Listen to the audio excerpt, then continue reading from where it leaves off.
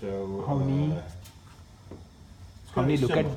Look at the board. It's going to be very similar, where white's going to get a big space advantage, and by the end of the game, black will hardly be able to make a move. It's an amazing game considering the fact that the losing player was a grandmaster. To be outplayed like that is almost unheard of. So here, so it's a little bit different from what we were just looking at, but it's the same idea. Knight here, castle, rook e1, rook e8, knight here. They're just getting their pieces developed. H6, knight g3, bishop f8. Okay. All right, Karpov just develops his piece. Bishop to d2, pawn to b5. The bishop comes back here. The whole idea is black has to get that pawn out, which he now does. But now he has a space problem. See, there's really not enough room. Let's see what the author says here.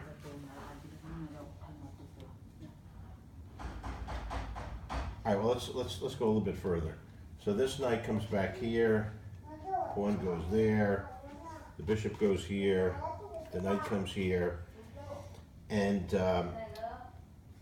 Karpov is saying to his opponent, you want to get rid of one of your minor pieces, why don't you go bishop takes knight, but that's his opponent's best piece. See, this is the bad bishop. This bishop is bad because he's blocked in by many of his pawns.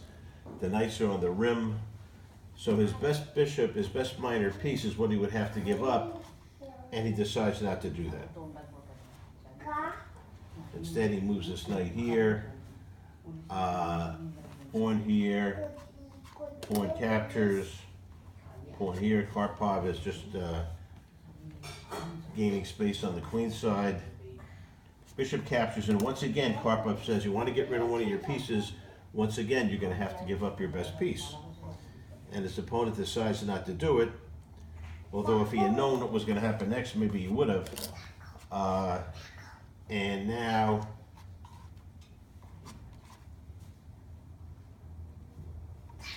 look how powerful, look how black's pieces, I use the example of a car. Like in my car, there's enough room for a driver and 3 passengers. You could put a 4th passenger in there, but then they're kind of cramped. See how these black's pieces, white's pieces are starting to invade. The 2 pawns, the bishop and the knight, are crossing over into black's territory, and black can hardly make a move. And so what happens next is it gets even more amazing. By the end of the game, it's almost ridiculous how black keeps moving his pieces backwards. So queen here, this rook goes there, knight comes in here, the bishop goes back. Look how those pieces are going backwards.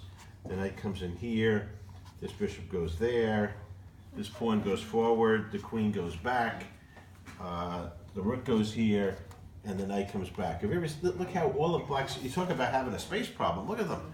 They're all pushed back, back, back, back, back. You see how white, but it's even material. It's even material. It's not like Karpov has any extra material. They both have 6 pawns.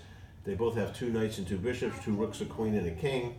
But look how black's pieces are pushed back, back, back, and now of course he loses pretty quickly. And the author makes a joke, and he says it's only a matter of time before black is pushed off the edge of the board. He's actually joking, saying that the next thing that will happen is they'll get pushed right off the board. So what happens is the queen comes in here, the rook takes, the pawn takes, this rook goes there. Look how Karpov's pieces are just invading further and further into the position. And now he wins the game with a tactic. He goes bishop captures, queen captures, and what do we call this? What the knight's doing to the rook, the queen, and the bishop? It's a fork. His opponent tries a trick.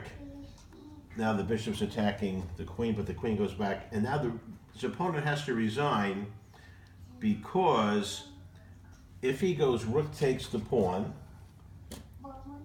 Karpov would take the queen. His opponent would take Karpov's queen.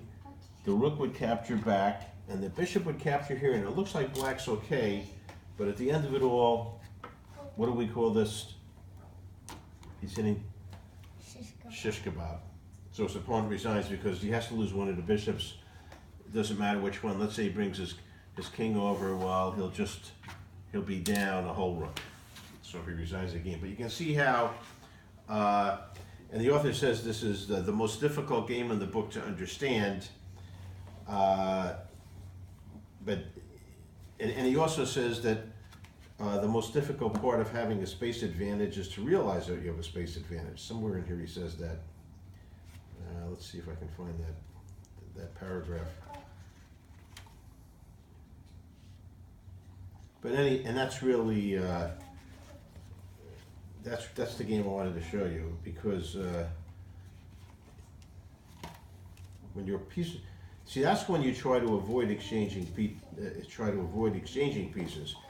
When there's a possibility of exchanging pieces, you have three choices. You could exchange your piece for his, or you can let him exchange his piece for yours and capture back, or you can avoid exchanging, and this game was sort of an example of that. Actually, Karpov was saying, I'll let you exchange pieces, but it has to be your best piece. And his opponent decided not to do that, but by the end of the game, he probably wished he had done that, because he got into a really cramped position. So,